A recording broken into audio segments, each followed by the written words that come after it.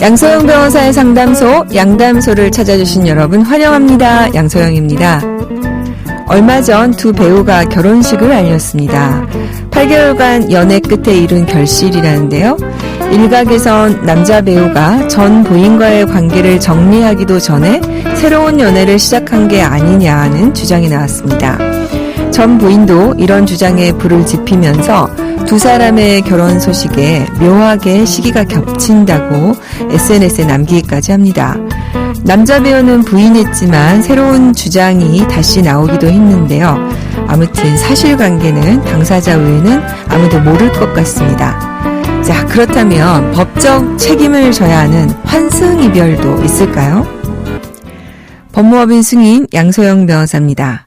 헤어지고 난 이후에 너무 빨리 상대방에게 연인이 생겼을 때 제일 먼저 이제 드는 생각은, 의심은 혹시 그 전부터 만났던 것이 아니냐라는 생각을 하게 되죠. 하게 됩니다.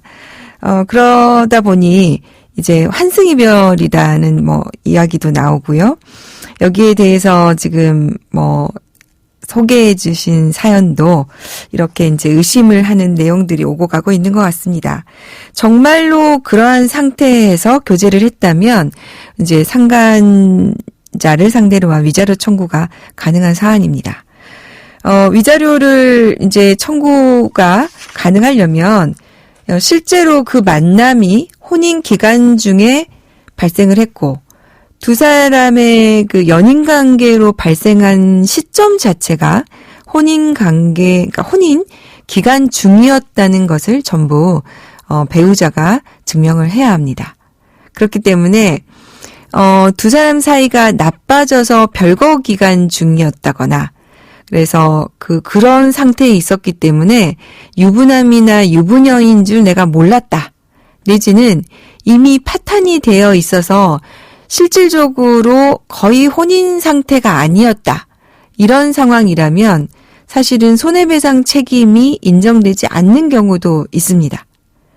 그래서 요새는 이제 무조건 손해배상이 인정된다, 이렇게 보지는 않고요.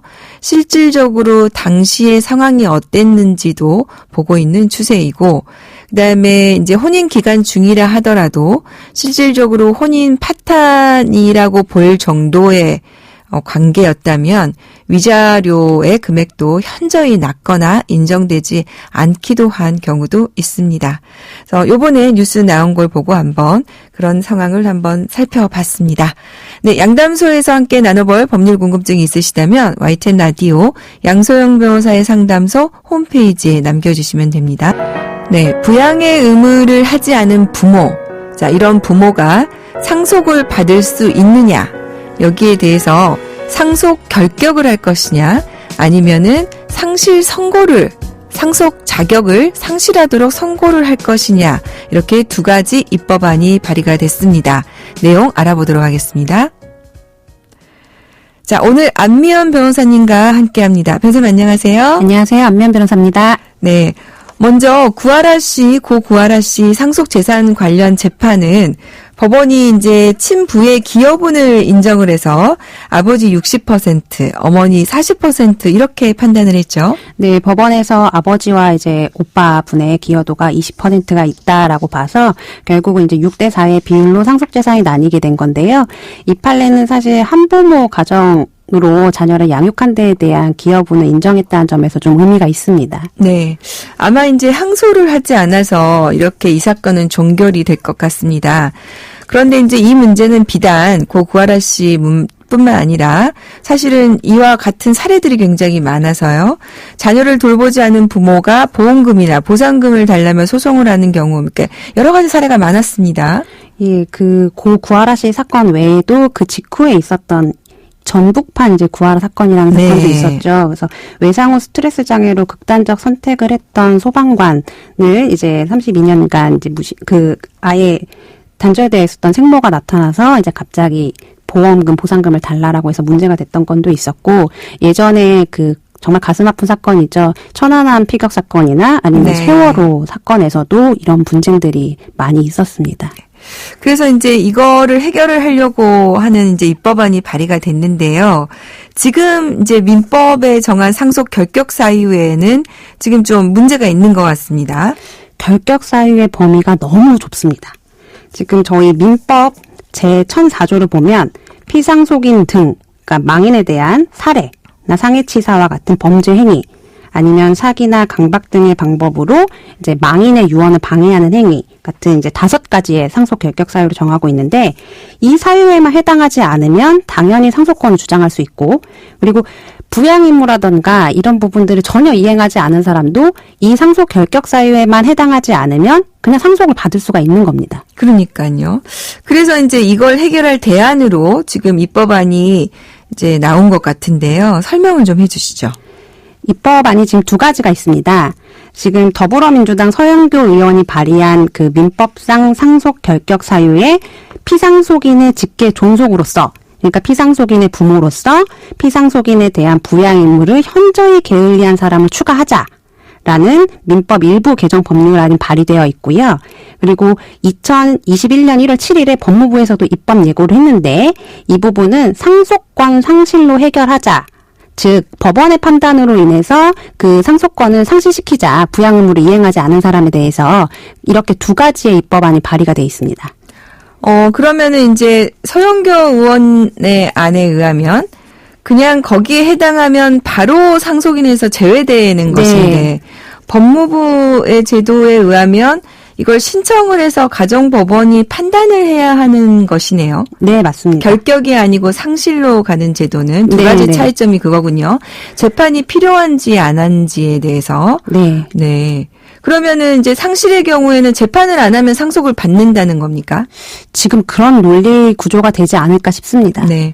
그럼 다른 나라 경우에는 보통 어떻게 규정을 하고 있습니까? 지금 오스트리아나 스위스, 미국, 중국, 대만 등에서는 피상속인이나 그 친족에 대한 의무를 중대히 위반하거나 의무 이행을 게을리하는 경우를 당연히 이제 상속이 결격되는 상속 결격 사유나 유류분 결격 사유를 정하고 있습니다. 네. 근데 이제 특이하게 일본의 경우에는 법원에 청구를 해서 재판으로 상속권의 박탈을 가능하게 하는 제도를 두고 있는데요.